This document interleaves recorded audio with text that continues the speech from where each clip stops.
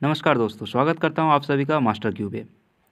इससे पहले की वीडियो में हम लोगों ने सीटिंग अरेंजमेंट की सिंगल लाइन सीटिंग अरेंजमेंट के क्वेश्चंस को कैसे सॉल्व करते हैं इस टॉपिक को देख लिया था, क्वेश्चन भी बनाए थे। अब हम लोग बात करेंगे उससे थोड़ा आगे बढ़ के सीटिंग इन डबल लाइन का, कि डबल लाइन पे जब क्वेश्चन पूछे जाते हैं तो वैसे क्वेश्चंस को कैसे सॉल्व करना है।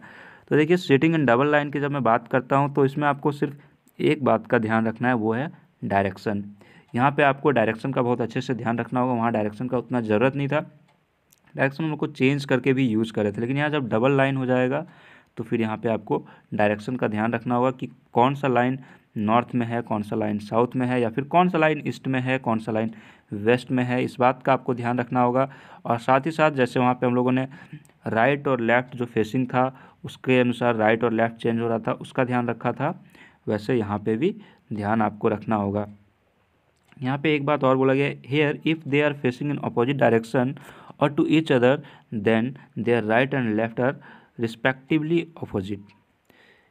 यहाँ पे बताया जा रहा है कि यदि वो दोनों एक दूसरे से अपोजिट डायरेक्शन में देख रहे हैं, मतलब एक इधर देख रहा है एक इधर देख रहा है, तो इसका राइट और लेफ्ट जो होगा वो चेंज हो जाएगा। जैसे यहाँ पे क्या होगा, बोलेगा आपको दोनों का फेस ऐसे है, ठीक है, एक दूसरे को फेस कर रहे हैं सामने से, तो इसका जो राइट होगा, इसका राइट किधर होगा और इसका राइट किधर होगा।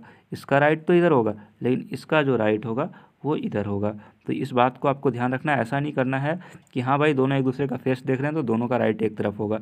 आपको यहाँ पे ध्यान रखना है कि लैटरल इन्वर्सन भी होता है, तो एक तरह का ये लैटरल इन्वर्सन ही है। चलिए, तो आप क्वेश्चंस को देखते हैं और इसे ठीक से समझते हैं। देखिए, यहाँ पे दो डबल लाइन बना दिया है और ये डबल लाइन में कैसे हम लोग के लोग बैठेंगे ये हम लोग देखेंगे। यहाँ पे लोग बैठे हुए होंगे और इसका कुछ फेस का डायरेक्शन होगा, कोई नॉर्थ फेस कर रहा होगा, कोई साउथ फेस कर रहा होगा, ऐसे करके कुछ फेसिंग होगा।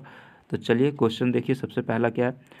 क्वेश्चन है, उत्तर और दक्षिण की ओर दो पंक्ति में एक मंजिले पर 6 flat P Q R S T और यू के लिए आवंटित किए गए। मतलब उत्तर और दक्षिण, एक उत्तर है और एक दक्षिण है, इसमें फ्लैट बने हुए हैं और एक ही मंजिल पे 6 फ्लैट हैं। तो 6 फ्लैट हैं तो मान लिया कि 3 फ्लैट इधर होंगे और 3 फ्लैट इधर होंगे। इसमें से P Q R S T U को मिलना है सारा फ्लैट। क्वेश्चन है क्यू, कंडीशन जो सबसे पहला है वो है क्यू को उत्तर दिशा की ओर मुंह किया हुआ फ्लैट मिलता है। अब देखिए, उसमें से उत्तर दिशा, ये जो मुंह किया हुआ, ये दोनों फ्लैट का तो मुंह ऐसे ही होता है ना, अंदर साइड। तो इसमें से क्यू को उत्तर दिशा की ओर मुंह किया हुआ मिलता है, मतलब ये तीनों में से कोई एक क्यू को मिल जाता है। और एस के बगल में नहीं है। अब एस के बगल में नहीं है तो यदि हम यहाँ पे डाल देते हैं और एस यदि उत्तर किया हुआ आता है तो यहाँ डाले चाहे यहाँ डाले, एस को बगल में पड़ जाएगा। तो क्यू को कोई किनारे डालते हैं, यहाँ पे एस यहाँ पे आ जाएगा तब। अब बोल रहा है एस जो है वो यू के तिरछे विपरीत फ्लैट में रहता है। अब तिरछा विपरीत, तिरछा विपरीत मतलब यहाँ पे कहीं यू है। आगे बोला गया आर जो कि यू के बगल में है, आर जो है वो यू के बगल में है, मतलब यहाँ पे होगा दक्षिण दिशा वाले फ्लैट प्राप्त करता है। ठीक है भाई, तुमको तो ऐसे भी दक्षिण दिशा मिलना ही था, पहले ही दे दिया है हमने दक्षिण दिशा का फ्लैट। आगे टी को उत्तर की ओर अभिमुख फ्लैट मिलता है, तो टी का फ्लैट यहाँ पे है। अब देखिए, फ्लैट देना बच किसको गया है, पी को देना था तो पी को नहीं दिया, तो पी को यहाँ पे डाल देते। पी को मिल गया, क्यू को मिल गया, आर को मिल गया, एस को मिल गया, टी को मिल गया, यू को मिल गया, मतलब आप सभी को फ्लैट मिल चुका है। अब आपसे कुछ भी पूछा जा सकता है तो आप आसानी से आंसर कर सकते हैं। आपसे पहला क्वेश्चन जो इसमें पूछा गया था, जो कि यहाँ पे नहीं लिखा है मैंने, कि बताइए कि उत्तर दिशा की फ्लैट किसे किस मिली हुई है। तो यहाँ पे ऑब्वियसली हमें दिख रहा है क्यू टी एस को उत्तर दिशा की फ्लैट मिली हुई है, तो आसानी से इसको आंसर कर सकते थे। अगला क्वेश्चन जो पूछा गया था वो था कि टी के सामने कौन है। तो टी के सामने कौन है, आर है, तो इसका भी आंसर हम लोग आसानी से कर सकते थे। अगला क्वेश्चन जो पूछा गया था उसमें था कि क्यू के विपरीत कौन है। तो क्यू के विपरीत कौन है, यू है, तो इसको भी हम लोग आसानी से आंसर कर सकते थे। इस तरह के क्वेश्चन पूछे गए तो सिर्फ आपको एक बार यहाँ पे फिगर बनाना है, इसके बाद आप आसानी से आंसर कर सकते हैं। तो डबल लाइन का ज़्यादा देखने की ज़रूरत नहीं है, क्योंकि सिंगल लाइन में हमने इतनी मेहनत की है, तो डबल लाइन में तो सिर्फ एक चीज़ आया है कि 2 लाइनें हो गई, तो आसानी से इसके क्वेश्चन सॉल्व कर सकते हैं।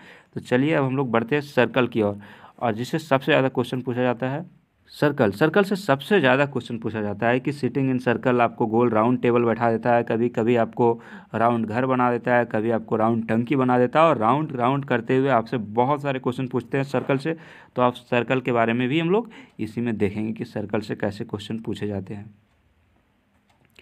और सर्कल से जो क्वेश्चन पूछे जाते हैं उसको कैसे हम लोग आंसर करेंगे। सबसे पहले जो है, as it is a closed figure, यदि ये क्लोज फिगर है तो मैंने आपको सबसे पहले बताया था कि इसमें यदि बोलता है कि कोई ऑपोजिट बैठा हुआ है, इसका मतलब है ऑपोजिट में तभी बैठ सकता है जब यहाँ पे इवन नंबर ऑफ पर्सन हो। 2 लोग हैं तो ये बैठ सकते हैं ऑपोजिट में, 3 लोग हो जाएंगे, और यदि तीनों सेम डिस्टेंस पे बैठे हुए हैं तो कभी ये ऑपोजिट पे नहीं बैठ सकते। 5 लोग हो जाएंगे, और यदि पाँचों एक दूसरे से सेम डिस्टेंस पे बैठे हैं तो कभी ऑपोजिट में नहीं बैठ पाएंगे।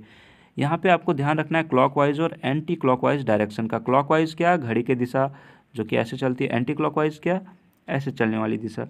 और जो यहाँ पे आपको ध्यान रखना है कि ये क्लॉकवाइज और एंटी क्लॉकवाइज में राइट और लेफ्ट छुपा हुआ है।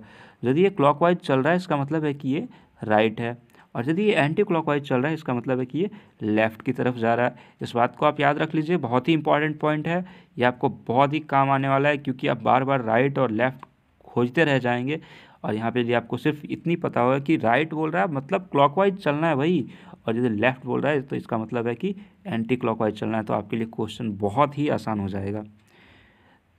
यहाँ पे और जो पॉइंट आता है कि ठीक है क्लॉकवाइज ये हो गया, एंटी क्लॉकवाइज ये हो गया, लेकिन जो आपको साथ में ध्यान रखना है कि आदमी के लिए क्लॉकवाइज और एंटी क्लॉकवाइज जो है वो राइट और लेफ़्ट चेंज होने के साथ चेंज हो सकता है। जैसे यदि कोई पॉइंट से, जो इसका सेंटर है, इससे आउटवर्ड पॉइंट कर रहा है, मतलब आउटवर्ड फेस कर रहा है, तो इसका जो राइट होगा वो तो क्लॉकवाइज होगा, और इसका जो लेफ़्ट होगा वो तो एंटी क्लॉकवाइज होगा। लेकिन यदि कोई आदमी सेंटर की तरफ देख रहा है, मतलब यहाँ बैठ के ये सेंटर की तरफ फेस किया हुआ है, तो इसका जो राइट होगा वो क्या होगा, एंटी क्लॉकवाइज, और इसका जो लेफ़्ट होगा वो क्या होगा, इसका लेफ़्ट होगा क्लॉकवाइज।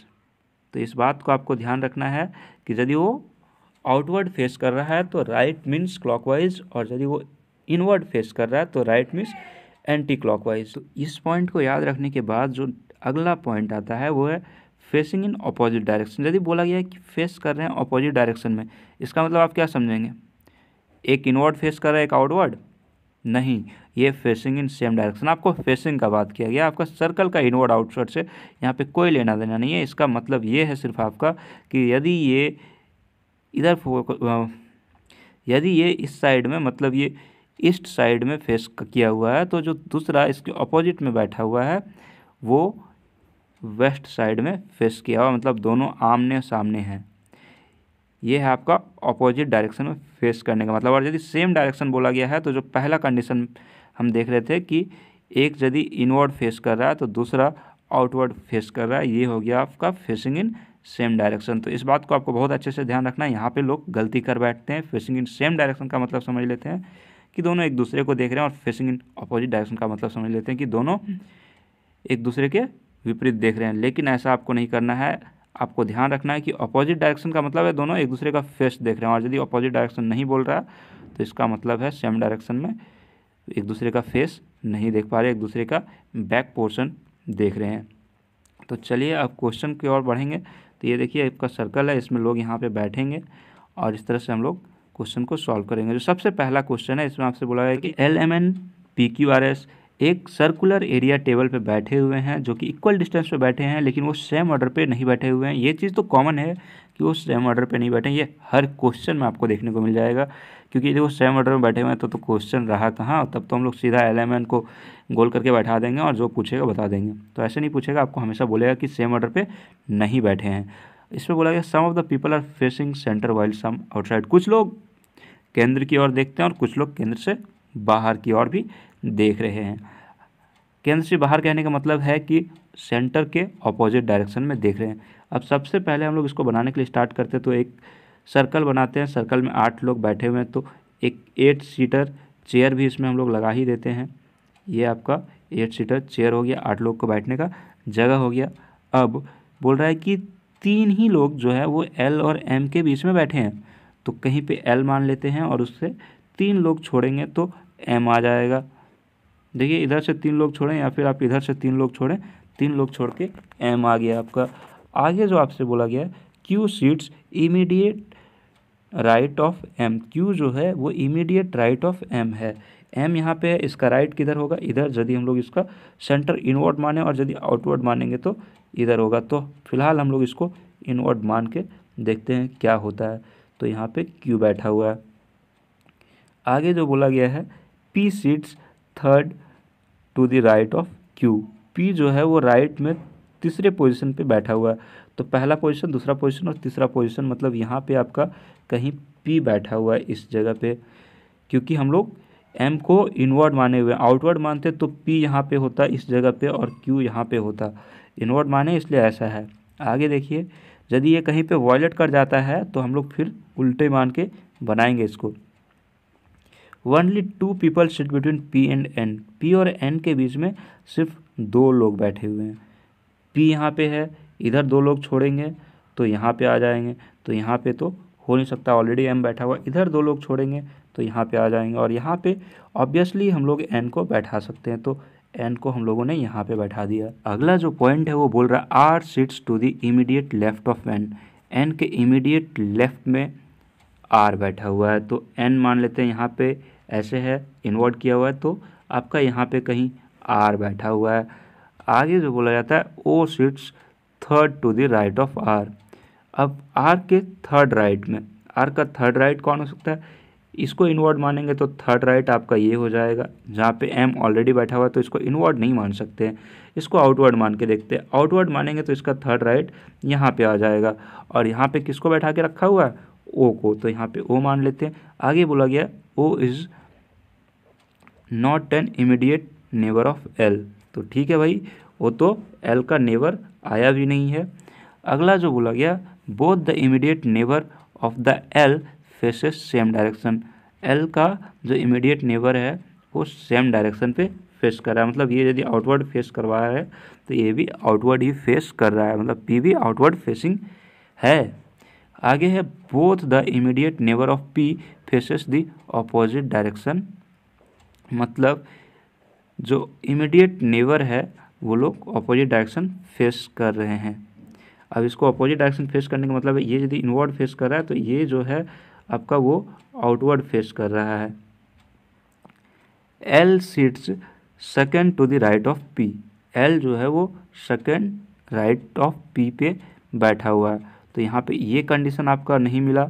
देखिए एल और पी दोनों एक दूसरे के बगल में आ गए हैं, तो ये आपका गलत हो गया। आगे S faces the centre, S जो है वो सेंटर को फेस कर रहा है, तो एस तो हमने कहीं बनाया ही नहीं है, तो हमने यहाँ पे कुछ गलती कर दी। क्या गलती की है, तो हमने डायरेक्शन मानने में गलती की होगी कि डायरेक्शन जो यहाँ पे चाहिए उसके अकॉर्डिंग हम लोग मान नहीं पाए होंगे। तो फिर से इसे हम लोग बनाएंगे और फिर से वही राउंड टेबल 8 लोग